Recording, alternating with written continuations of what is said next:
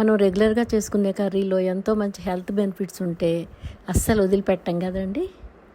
ఈ బెండకాయ పులుసు అలాంటిదేనండి. Iron rich, calcium rich and fibre rich అనమాట. హలో అండి. బెండకాయ ఇలా వెరైటీగా చేసి చూడండి. ఇంట్లో వదిలిపెట్టకుండా తింటారనమాట.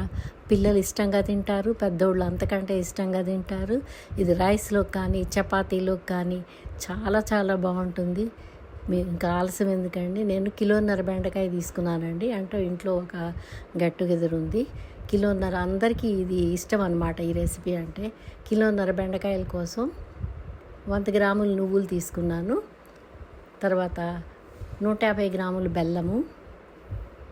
ఇది స్వీట్ రెసిపీ కాదండి. 350 గ్రాములు పచ్చిమిరపకాయలు తీసుకొని వీటిని బాగా పేస్ట్ లాగా చేసుకోవాలి. ఇందులోకి ఒక 150 గ్రాములు చింతపండు వేడి నీళ్ళలో వేసి పులుసు చేసుకొని అది కూడా పోసుకుంటున్నాను. అది కూడా మళ్ళీ ఒకసారి గ్రైండ్ చేస్తున్నాను. ముందు మెత్తగా నువ్వులు గ్రైండ్ చేసుకున్న తర్వాతనే ఈ పులుసు పోసి గ్రైండ్ చేసుకోవాలి.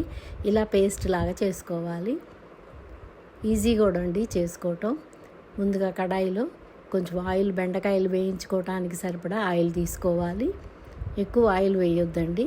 కాకపోతే మనం ఒక 2-3 సార్లుగా వేయించుకుంటే మీకు తక్కువ ఆయిల్లోనే వేగిపోతాయి. మనం ఇదే ఆయిల్ని కర్రీ కూడా యూజ్ చేసుకోవచ్చు అనమాట. ఇలా అన్ని బెండకాయలు ఎర్రగా అయ్యేట్టు కొంచెం చూడండి ఫ్రై లాగా ఇలా చేసుకోవాలి. చేసుకొని మళ్ళీ ఒక కడాయిలో కొంచెం అదే ఆయిల్ వేసుకొని ఒక 2 స్పూన్లు పచ్చిశనగపప్పు వేసాను తాలింపుకి. ఆవాలు, మినపప్పు, జీలకర్ర కూడా వేసుకోవాలి. వేసుకొని అవి బాగా వేగనివ్వాలి. 5-6 ఎండుమిరపకాయలు కూడా వేసాను. ఇంకా ఎక్కువ వేసినా బాగానే ఉంటాయి అందులో ఉడికి.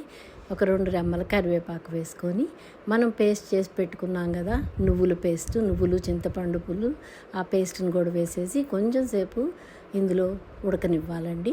కాసిన్ని నీళ్లు కూడా పోసుకోవాలి. కొంచెం గరిటె జారుగా ఉంటుంది ఈ కర్రీ.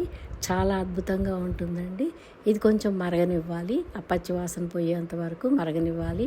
ఇప్పుడు టేస్ట్కి సరిపడా సాల్ట్ కూడా ఇందులో వేసుకోవాలి.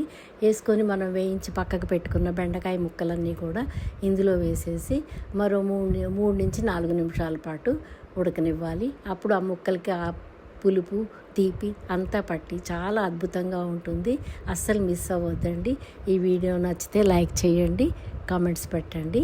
మరో మంచి వీడియోతోటి మీ ముందుకు వస్తాను. ఉంటానండి. బాయ్. మీ కపిల. చాలా వెరైటీగా ఉంటుందండి ఇది. ఎవరైనా నా ఛానల్ సబ్స్క్రైబ్ చేసుకోకపోతే దయచేసి సబ్స్క్రైబ్ చేసుకోండి.